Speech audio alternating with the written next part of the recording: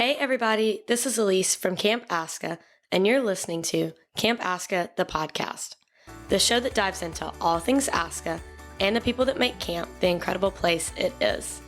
If you enjoyed this episode, be sure to like, subscribe, and follow us on social media to stay up to date with what's happening here at camp. That's at Camp ASCCA, CAMPASCCA. Hey, everybody, we're back. I'm Matt Rickman, the camp director here at Camp ASCCA, and welcome to the Camp ASCCA podcast. Today, I'll be interviewing a wonderful man by the name of Dr. Graham Sisson. He is a Camp ASCCA board member, a donor, a volunteer. He is the executive director at the Governor's Office on Disability, and he is also an ADA coordinator of the state of Alabama. So a lot of job titles, a lot of things that Graham's always involved in. So just want to welcome you, Graham, to the podcast. And did I get all your positions right? Or did I leave you? Just one. I would also say that I am an attorney, and I am a deputy attorney general with the state of Alabama. So that's the only thing I would add. You did a good job. I would just add that one professional thing. Good deal. Yes, I'm sure you worked hard for that. So we want to mention that. Yes. So great, and we'll dive into your education and your career in just a little bit. But I've known you, for several years here at Camp ASCCA. Gosh, I don't know, probably about 20 years, I'm guessing. At least, yeah. And when I first met you, I was like, I think you were coming on to our board, and I was like, okay, this gentleman uses a wheelchair, and so. That's obviously the first thing I saw, but then obviously I meet the person, and all that doesn't matter. So, can you tell me a little bit about maybe your accident or your spinal cord injury? Sure. And what happened? I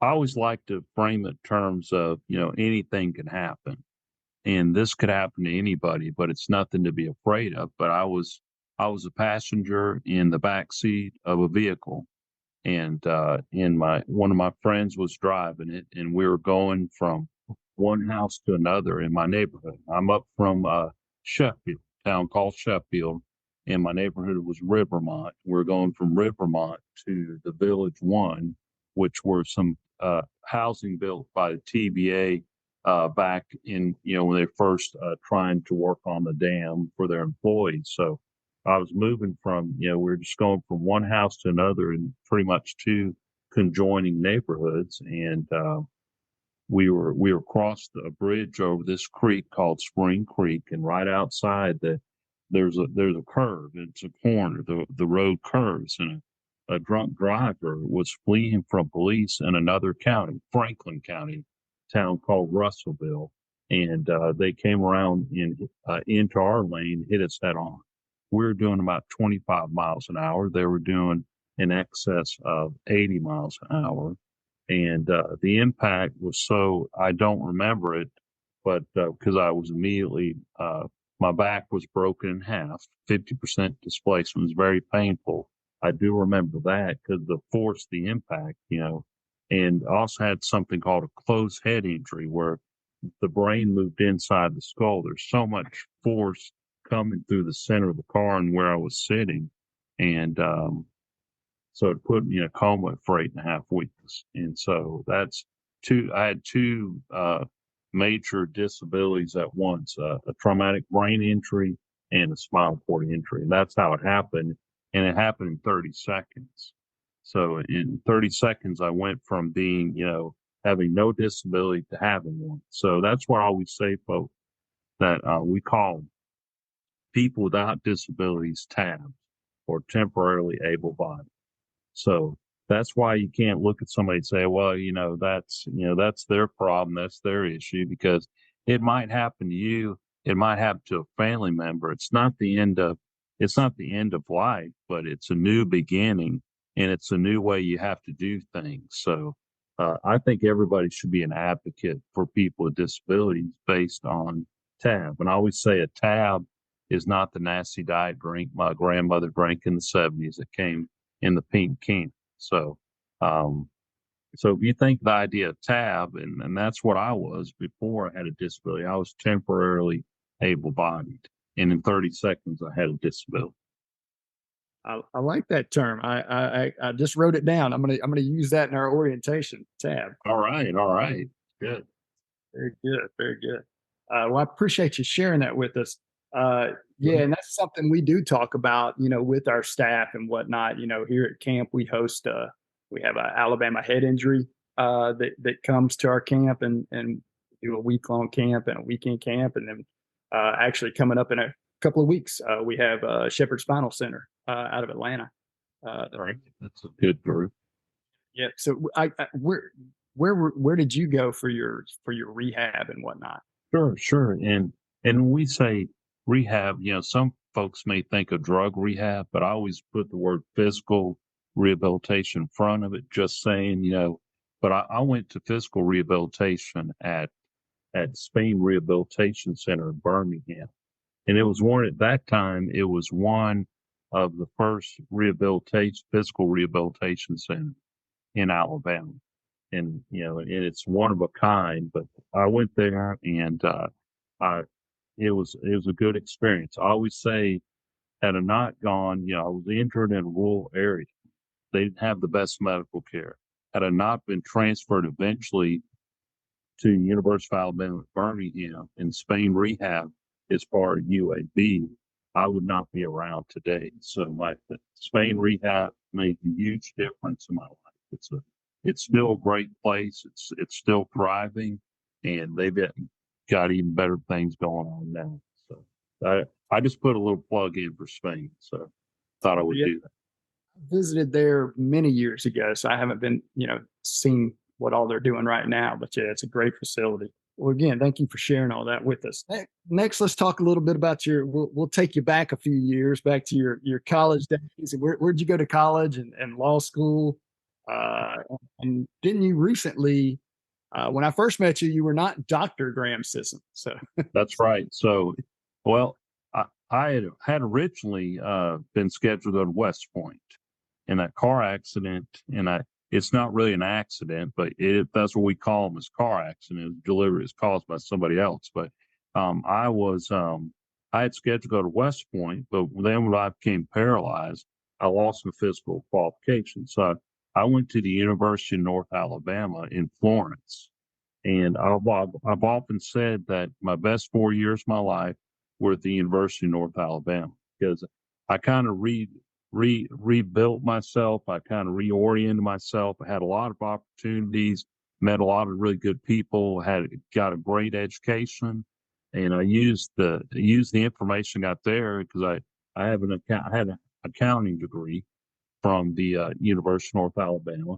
And I didn't want to go into accounting. No offense against accounting, but it wasn't as interesting as I hoped that it would be.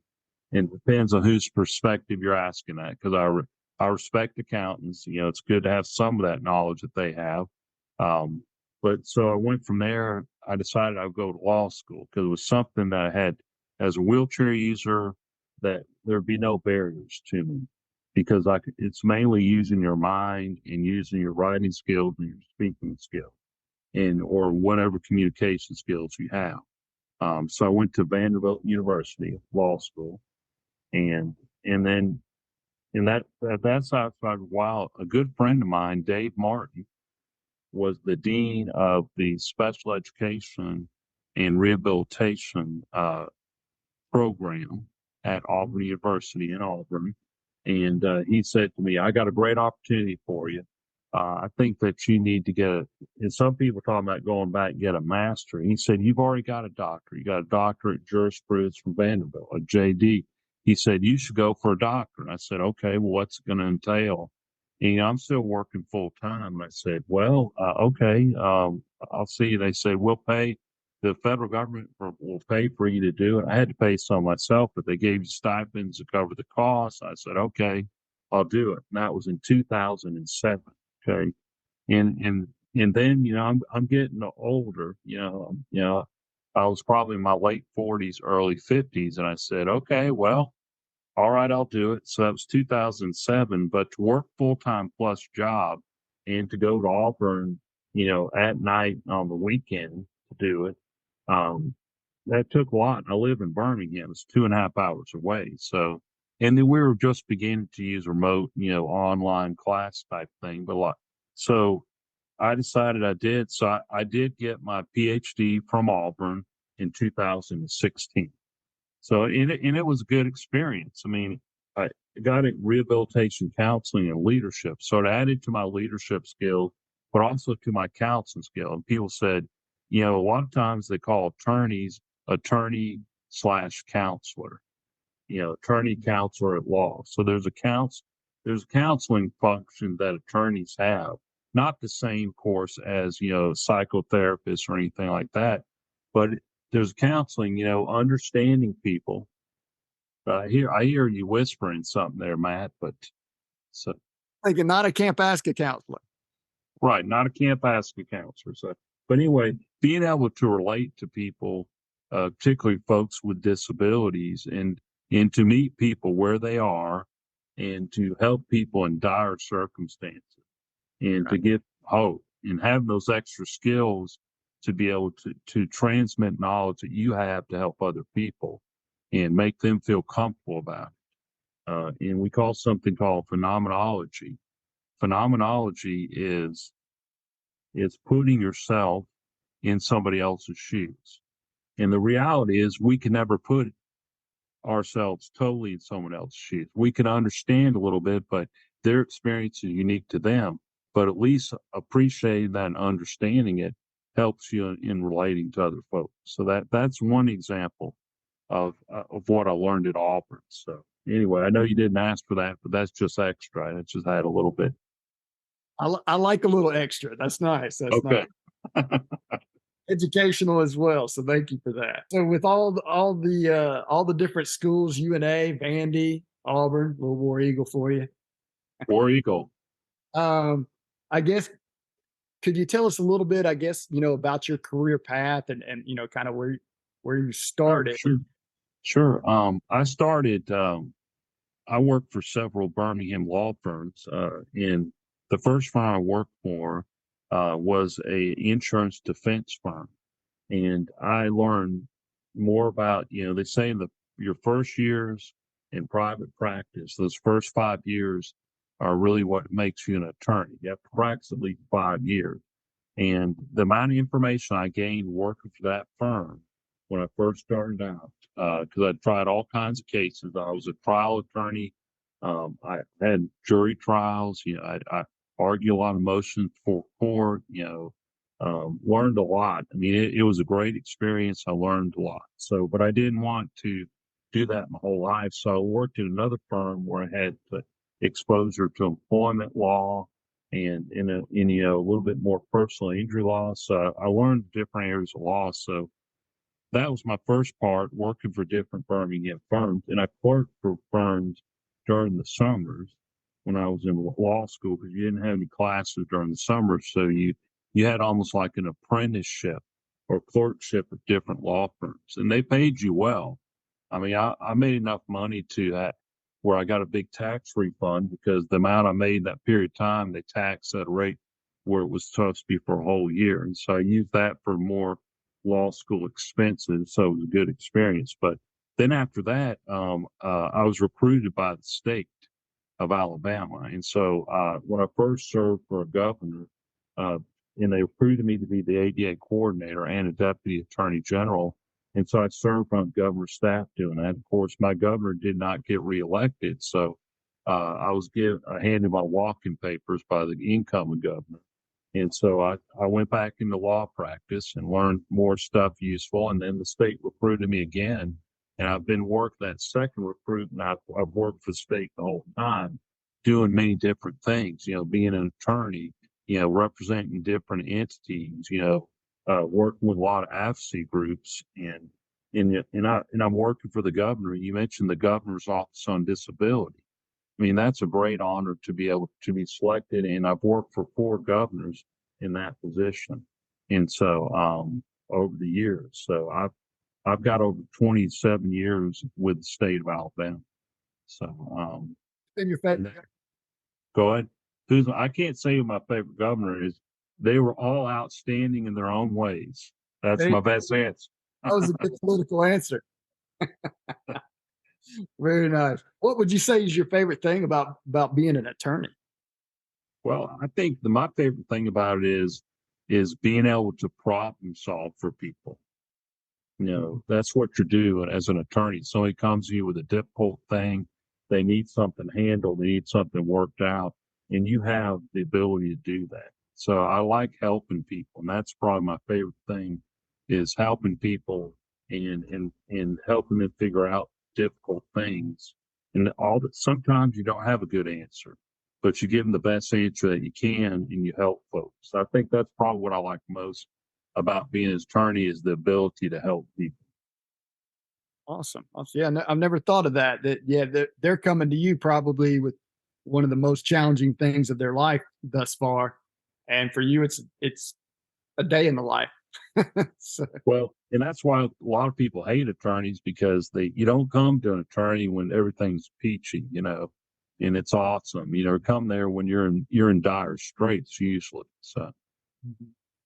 Well, working or working with four different governors.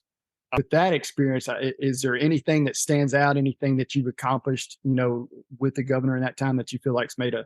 I'm sure everything you're doing well, has made. But I like to think that that I have educated all the state agencies, at least the cabinet agencies, on what the ADA requires, and I've tried to create a culture of understanding disability. And I've worked with lots of partners. Of course, one of the biggest agencies I work for is the Department of Rehabilitation Services. And that's probably my biggest partner as far as agencies. But we've been able to try to say, look, there's a lot of people with disabilities. It's more than in Alabama, it's more than 31% of the population. So we tried to, well, I like to think my biggest accomplishment is creating for the state the ability to help more people with disabilities and to be more welcome and inclusive for people of all types of disabilities. that's awesome. Did I hear that right? 31%. Yes, over 31%. Yeah. And people say, why does Alabama have such a high disability rate?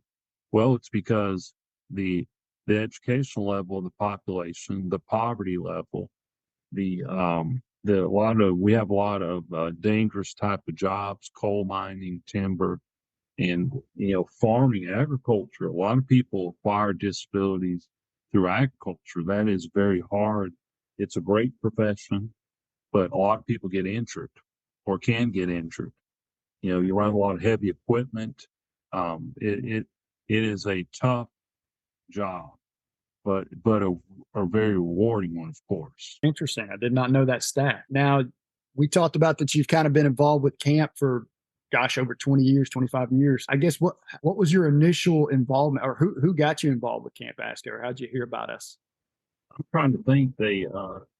Oh, it's so long ago. I'm trying to think who. It was something that when I was injured, one thing I loved to do was go outdoors. Mhm. To be on the water and in camp. And I kind of lost that initially when I became injured. And I heard about Camp ASCCA. So I said, I want to go see what Camp ASCCA, and it was I think when I worked for my first governor back in the early 90s, I had an opportunity to go to Camp ASCCA and I liked it so much. And somebody said, well, would you like to be on the board? And I said, sure. And that was one of the best decisions I've ever made in my life was serving, on the Camp ASCCA board. So back in 1994 is probably when I had my first exposure to Camp ASCCA. Wow. Well, it has been a fantastic relationship for us as well. We appreciate everything you have done and will do. With actually, since you mentioned that and being outdoors, I know that me and you shared a moment back when I was the outdoor adventure director, and I had just been involved in constructing our new zip tower. And I tested it out and done a lot of different things, but we haven't truly tested it out yet, especially with someone who uses a wheelchair. And lo and behold, you happen to be around that day. So Right, that's right. tell us a little bit about that. Well, it was like, okay, and I'm not really afraid of heights, But in a wheelchair, it's kind of different because if you can't move your legs and you fall, it's not like you're landing on your feet. You get a lot more damage. So there is a level of fear to it, but it's also my another board member, Mike Hall, who's been on the board quite a bit too and has done great things for Camp ASCCA. I said, okay, Mike, I will do it, but you do it right before me, okay? I made him be before me, and and he did, and I went right for it. And it's incredible because it's totally accessible. Yeah, you got in my wheelchair, I wheeled up a ramp, and then I got to a transfer platform. I got out of my chair, got down, and I said, and I would say it's close to 50 feet. That's what I'm thinking. It's way up there. And I'm thinking, well, just push me off the side. So I said, okay. Somebody pushes me and you fall, and I swear you fall and you go down about 6 feet and then it catches you. And then it's over in about 30 seconds. But what an adrenaline rush.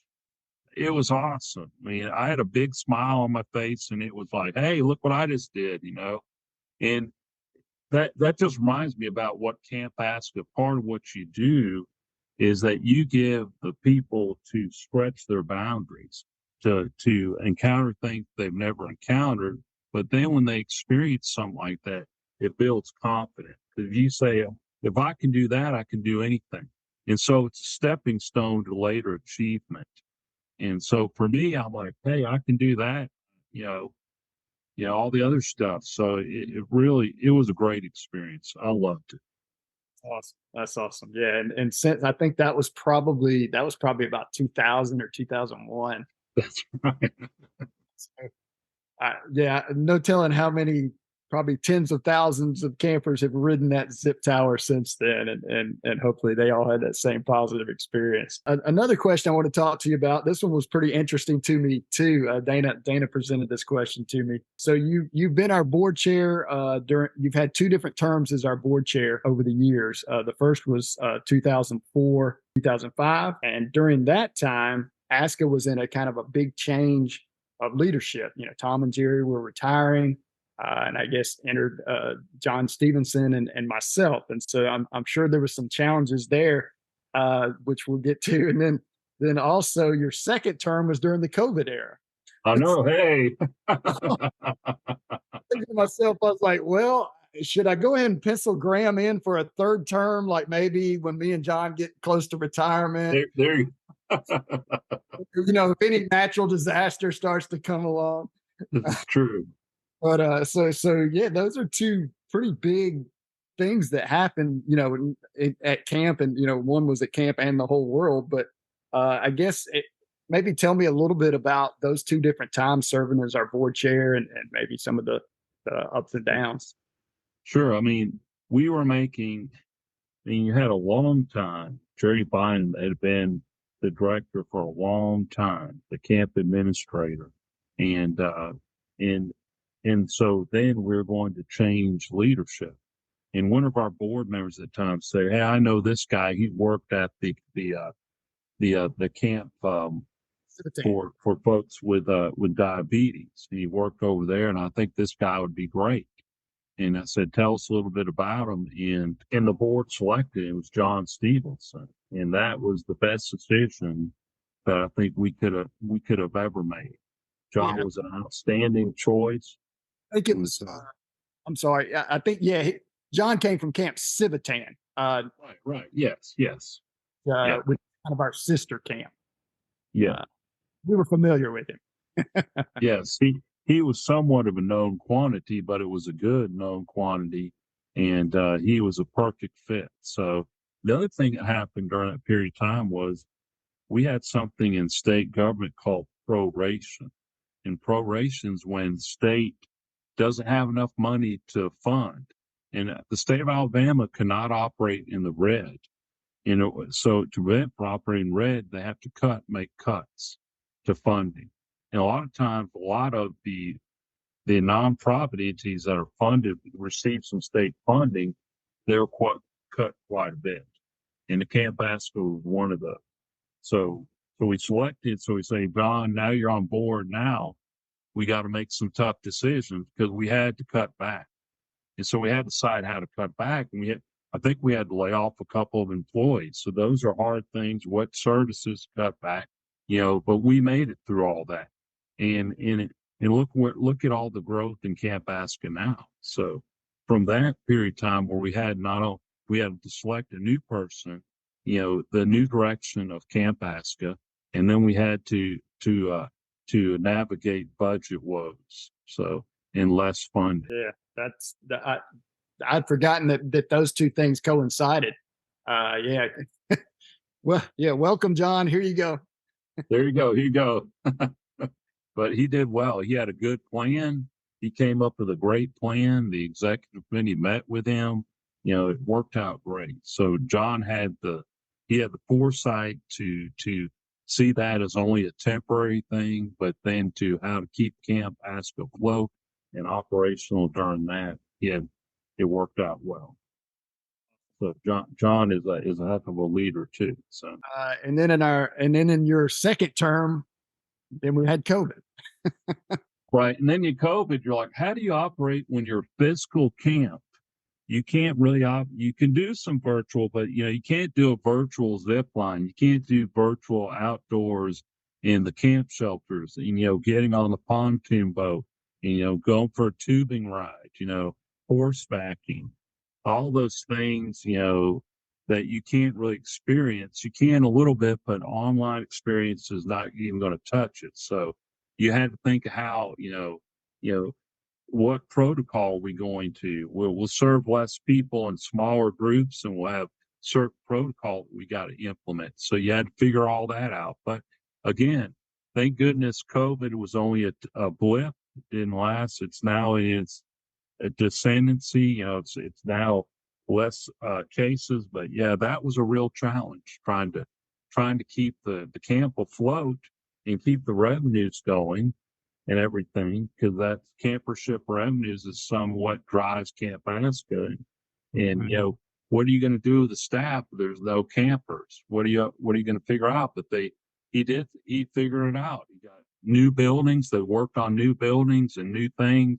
They had some campers, and then the protocols with staff, training them, hand washing, wearing masks in some cases. I mean, there was all kinds of things, but you got to have really close contact with campers with significant disabilities. You can't say, well, we're going to maintain a 6 feet distance from it. That's not going to work with campers with significant disabilities. You have to have hands on. So in spite of all that, nobody got seriously sick.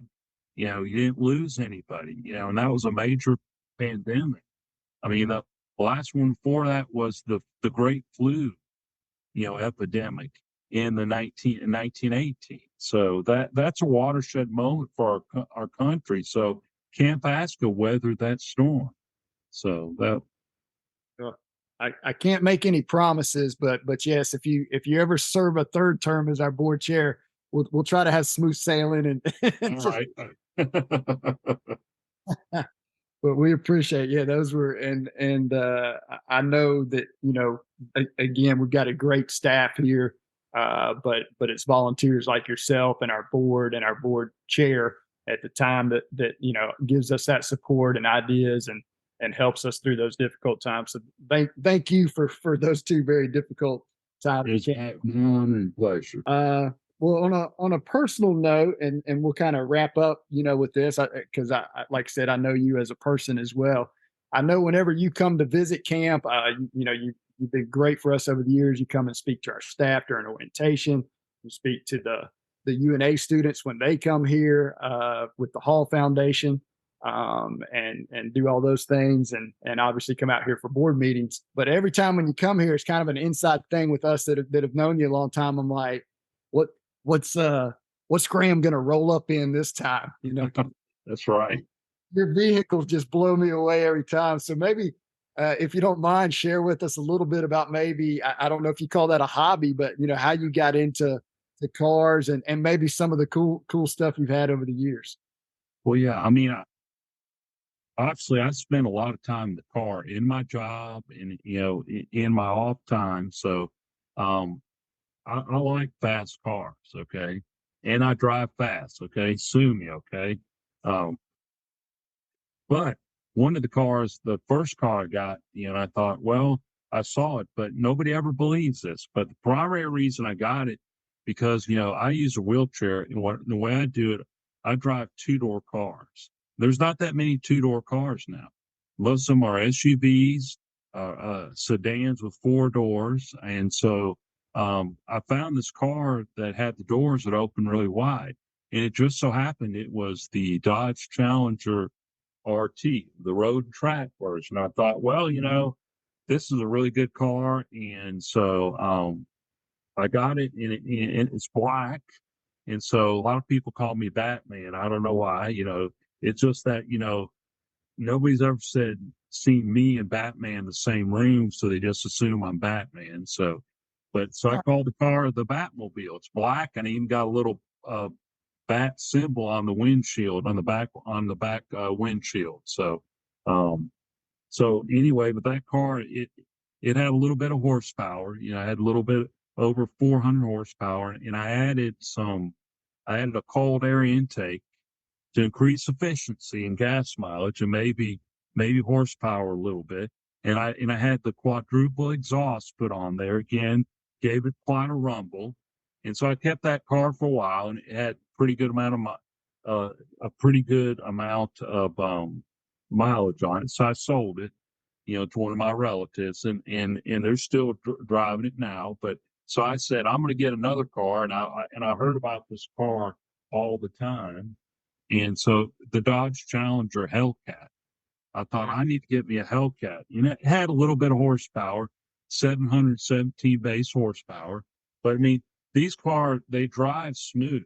They're higher up where I can transfer into them in my chair. I got the leather seats. This new Hellcat even has a heated steering wheel, which is, it's cold in Alabama still. Don't anybody fool you. We have some cold weather, so, but I got that car, and I still drive that one. I also have a pickup truck. I had a Toyota Tundra, what we call the suicide doors that open out, where I could stick my chair and put it behind the seats. But I upgraded to a Ford F-150, four-wheel drive, and I've actually had it out in the woods. I had to go look at an off-road trail for the state, that somebody was trying to, not for the state, but it was a private developer. And so I tried out that four-wheel drive, and the pickup truck in front of me had four-wheel drive. They were like getting stuck in the creeks, and I was like, keep momentum going, don't let it off the gas, just slow and steady. And like that truck did everything. I managed not to scrape it all up with branches and stuff. So I was happy about that, because, but anyway, that truck's been good. It has specialized lift in it where I can actually get behind the wheel. You get behind the truck. I just transfer it to the seat. It swivels out at a 90-degree angle. It lifts me up. I take a pole. I put it in. My engineer friend developed a clamp that will hold that pole. I take my chair. I put it on the pole. Fix me and the chair at the same time. I swivel around. I put it behind the back seats. Close the suicide door, and then close my door and swivel back around. So it took a while to get that rhythm down, but that's, you have to, I'm in Alabama. I have to have me a pickup truck. So that's been handy to have that. So who knows what the next thing will be. I don't know what I think about electric cars. I heard they don't make the Hellcat anymore, that they're now going to electric cars, but I'm telling you, the electric car is not going to have the same rumble. No. To me, making that car electric should be a sin. You should not be allowed to do that. So I'm going to hold on to mine until the wheels fall off. But what I'd like to do is have it in my garage where it's all shined up, and where I rub a diaper on it every day to keep it shiny. So that's my plan. That's awesome. Well, it is a beautiful car. Yeah, Thank you. It's fun. It really is. I guess on the same line with your hobbies, I know that you're also into woodworking. I guess maybe tell us a little bit about that. Sure. And that's one of the ones. Actually, I learned that hobby after I acquired my spinal cord injury, and I had a client who was a master carpenter and I represented him in a discrimination lawsuit and against a big company. And he said, he said, would you like to learn a little bit? So we built a project together, what we call this steamer chest, with it had a curved top and is made out of wood. It was made out of black walnut plywood. And he he showed me, he brought his tools over to my house. We planed all the wood down. And he said, here, you put it together. So I put it together and he helped with a lot of it. And then I built another one with his help. I gave one away and I still have one of those, but they're beautiful. They have like a cedar inside, curved top. It's very nice. They look like a big treasure chest. And and it looks like some of the chests they use on the Titanic. Do you know why the rich people used chests with curved tops? I do not. Because they didn't want anybody else to stack their chest on top of. And they couldn't do it with a curved top. Gotta be. Those rich people, man, they come up with all kinds of stuff. Anyway, he taught me how to do woodwork and I was hooked on it. So I now built a shop behind my house. And the best thing about woodworking are the power tools. You acquire the different power tools. I've got a planer, I've got a lathe, I've got a bandsaw, I've got the latest tool I got was a drum sander. And a drum sander, you put a piece of wood through it and it makes it perfectly level. Nice. You put it through the planer, get the big stuff off, then you put it through the drum sander and you glue boards together because, boards don't come, really wide because most trees nowadays are not going to be that wide. So glue stuff together. The secret to good woodworking is joinery, understanding joinery, how you join two pieces of wood together. And I've learned a little bit looking at YouTube videos, going to classes. So you learn by doing. You have to do it to really learn. So you build something and you just have satisfaction knowing it's going to be. And my twin brother bought me the stamp and he put doctor on it, Dr. Graham L. Sisson Jr. It says from the workshop, and you put it on there. It's got your name in the piece of work that you've done. So I started using that. So I built a lot of cutting boards. That's my latest thing, cutting boards and different sizes and shapes. So I have a lot of woodworking projects. I buy hardwood from a certain outlet in Birmingham. I'm storing that, but I got to use it all up because when I die, I don't want to say, look at that old man. Look at all that wood he left behind. I want to have it built in projects that I've given away. That's going to be when I'm retired, I'm going to build some stuff and just give it away. So nice. And how do we go about getting one of these Dr. Graham System originals? Just ask. Do you have a website or anything you sell this stuff on? I don't. Maybe when I retire, I'll develop that. So well, I may hit you up for a cutting board or something. Sure, absolutely. If you see me on the side of the road, because all my retirement funds have been depleted, and I'm selling, tomatoes. That's my, and I'll be selling cutting boards. So, boards with the tomatoes, but you'll still have the Hellcat. That's right. I still have the Hellcat. That's right. Don't sell that. Well, good deal, Graham. We'll again, thank you. I know you're a busy man. I appreciate you taking time out of your day to talk to us today. And this was cool. I've like I said, I've known you for a while, but I've learned some new things today. So this was educational for me as well. Well, thank you for the opportunity. You did a great job interviewing me. So you have a great future as a podcaster. Correctly. I hope anything. Hopefully the campers and anybody else that sees this will love it. And I appreciate it. What a better way to start off my first one than with you. Well, thank you. Thank you so much. I enjoyed it. And we're all about helping people. So hopefully some things that I said today will help some other folks. And that would be the best I could expect. Absolutely. Well, thanks again. And you have a great weekend. You too. Thank you, Matt. What's happening at ASCCA? This is the part of the show where we are going to talk about everything that's happening right here at Camp ASCCA. Hey everybody, this is Courtney and I'm here to give you the ASCCA update. Currently, we are really close to summer beginning, so we're getting all prepped for that. We have the program staff coming in the day after Memorial Day, so in just a few days to begin their training. Still Harris will begin that same week, so we'll have the entire Camp Still Harris staff coming in as well as campers just after that. But we are still working on a few projects here at camp. We're getting the pickleball courts and basketball court ready, as well as still working on cabins, just generally preparing for camp. We are so excited. Thanks for listening to Camp ASCCA, the podcast. We hope you enjoyed this episode and look forward to you joining us next time. As always, be sure to follow us on social media at Camp ASCCA and visit our website, campascca.org, for more information about camp.